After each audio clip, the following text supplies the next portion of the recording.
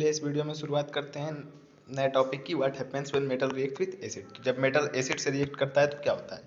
तो you have already learn that metals with acid we have already learn that metal react with acid to give us salt and hydrogen gas. तो आपने पिछले class पिछले chapter में पढ़ चुके हैं कि जब मेटल एसिड से रिएक्ट करते हैं तो एक साल्ट देते हैं और हाइड्रोजन गैस निकालते हैं। तो चलिए देखते हैं हम आगे क्या होता है। तो देखिए, metal plus dilute acid react to form salt and hydrogen gas. तो देखिए, but do all metal react in the same manner, let us find out. तो क्या सारे मेटल्स जो होते हैं वो हाइड्रोजन गैस निकालते हैं और ऐसे रिएक्शन करते हैं? चलिए देखते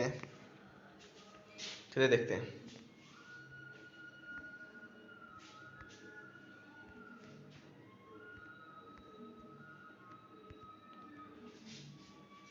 सॉरी फॉर इनकॉन्वीनियंस। तो देखिए, activity 3.11 collect all the metal samples except sodium and potassium again. तो देखिए, सारे मेटल के सैंपल ले लीजिए जो आप पिछले लिए थे, लेकिन सोडियम और पोटेशियम नहीं लीजिए। क्यों? क्योंकि आपने देखा कि सोडियम और पोटेशियम ऑक्सीजन और वाटर से इतना वायलेंटली रिएक्शन करते हैं, तो मेटल एसिड से तो और वायलेंटली रिएक्ट करेंगे, तो ऐसा हम नहीं ले सकते हैं। लेंगे तो बहुत हमें हानि हो सकती है, इसलिए नहीं लेंगे हम। If the samples are tarnished rub them with clean sandpaper. तो अगर उनके सैंपल जो मेटल हैं उनके ऊपर कोई अगर लेयर जम गई है तो उसको सैंड पेपर से छुड़ा लीजिए, बालू पेपर से। Caution do not make sodium and potassium as they react vigorously even with cold water. तो आपने देखा कि कोल्ड वाटर से ही वो इतनी विग्रसली रिएक्शन कर रहे थे, तो एसिड के साथ क्या होगा, इसीलिए हम उन्हें नहीं लेंगे। Put the sample separately in the test tube containing dilute hydrochloric acid. तो जो सैंपल्स आप लिए हैं उन्हें आप हाइड्रोक्लोरिक एसिड में डालिए। तो क्या होता है, suspend the thermometer in the test tube so that the bulbs are dipped in the acid. तो जब आप रिएक्शन हो रहा है तो उसमें प्रत्येक बीकर में एक थर्मामीटर डाल दीजिए। इस प्रकार की जो थर्मामीटर का जो बल्ब होता है वो उसमें कि एसिड में डूबा हुआ हो। आप चलिए देखते हैं आगे।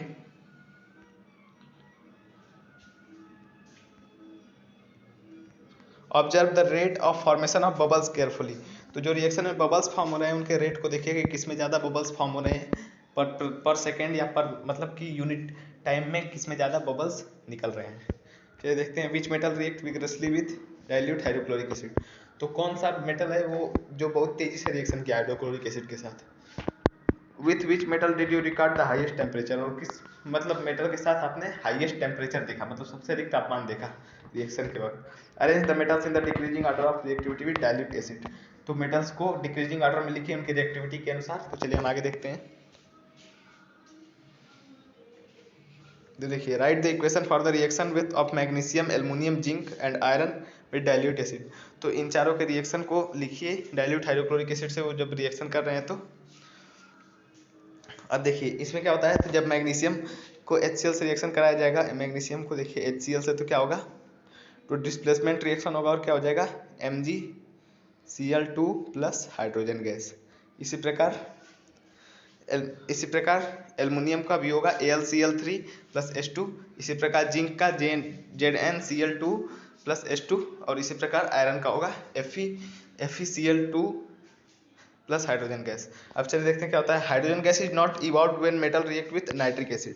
तो देखिए, जब आप नॉर्मली एसिड से रिएक्शन कराएंगे जैसे H2SO4 और H2SO4 HCl, इन सारे से रिएक्शन आप कराएंगे मेटल्स का, तो उसमें हाइड्रोजन गैस जनरली निकलता है। सारे मेटल्स से नहीं निकलता है, लेकिन लगभग बहुत सारे मेटल से हाइड्रोजन गैस निकलती है। लेकिन अगर आप HNO3 नाइट्रिक एसिड से रिएक्शन कराएंगे तो हाइड्रोजन गैस नहीं निकलती है। अब उसका कारण दिया गया होगा। देखिए, HNO3 is a strong oxidising agent. तो HNO3 क्या है, स्ट्रॉन्ग ऑक्सीडाइजिंग एजेंट। अब ऑक्सीडाइजिंग एजेंट का मतलब क्या होता है, तो देखिए HNO3 में 3 ऑक्सीजन है, कि ये ऑक्सीजन दे सकता है। तो जब हाइड्रोजन गैस निकलती है तो ये क्या करता है कि हाइड्रोजन गैस को ये ऑक्सीडाइज कर देता है, कि ये वाटर बना देता है। हाइड्रोजन गैस निकली तो इससे ऑक्सीजन को ऐड कर देगा और क्या बना देगा, H2O बना देगा, वाटर बना देगा। तो इसीलिए हाइड्रोजन गैस जो निकलती है तो HNO3 क्या करता है कि उसमें ऑक्सीजन को ऐड करके और क्या बना देता है, वाटर बना देता है। चलिए देखते हैं। It oxidises H2 to produce water.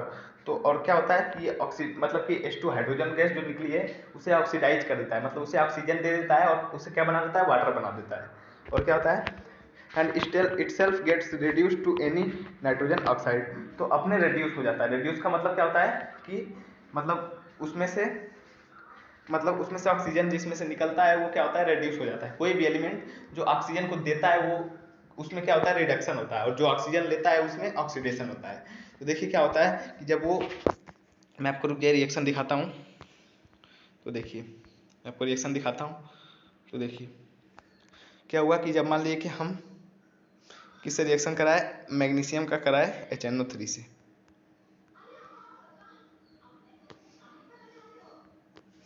तो चलिए देखते हैं क्या होता है।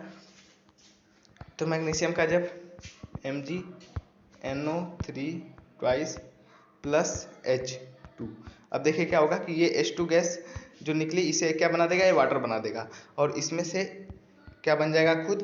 तो इसमें से अगर एक, इसमें से हाइड्रोजन गैस निकल चुकी है और एक ऑक्सीजन निकल जाएगा तो क्या बचेगा, NO2 नाइट्रोजन डाइऑक्साइड या तो नाइट्रोजन ऑक्साइड। चलिए आगे देखते हैं। नाइट्रोजन ऑक्साइड या नाइट्रोजन डाइऑक्साइड बना लेगा, अपने रिड्यूस हो जाएगा।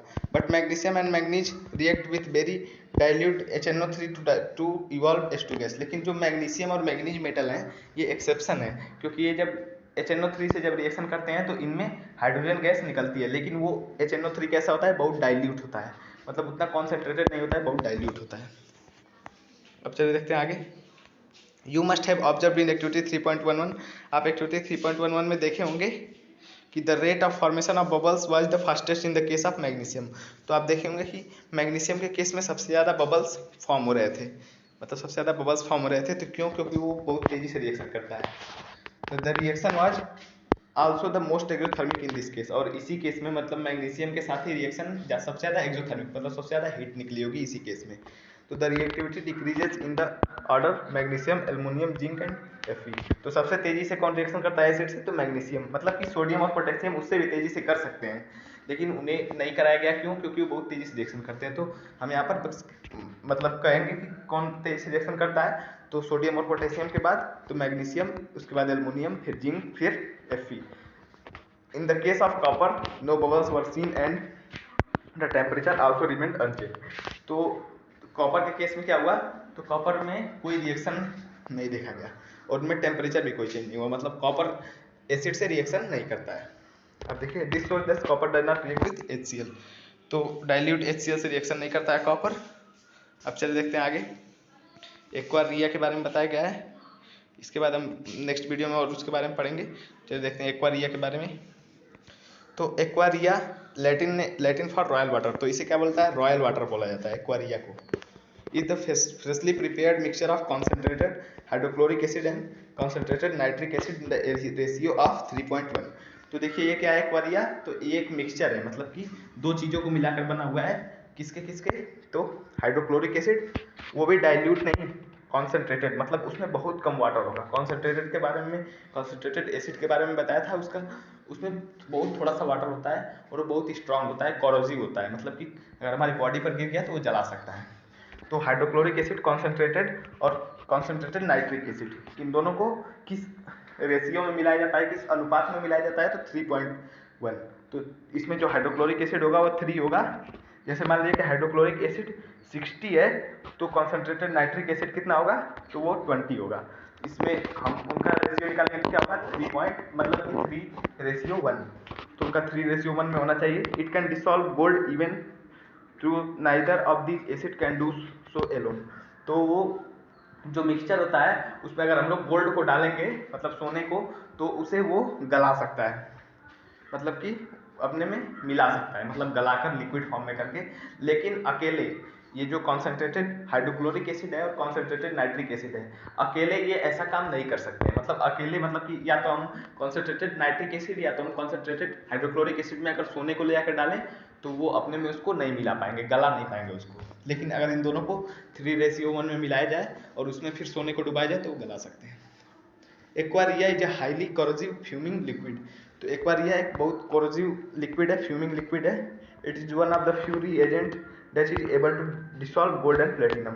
तो यही एक ऐसे हैं, मतलब ऐसा है जो गोल्ड और सिल्वर को, गोल्ड और प्लेटिनम को, प्लेटिनम भी एक मेटल है, तो गोल्ड और प्लेटिनम इसको अपने में डिसॉल्व कर सकता है, मतलब मिला सकता है।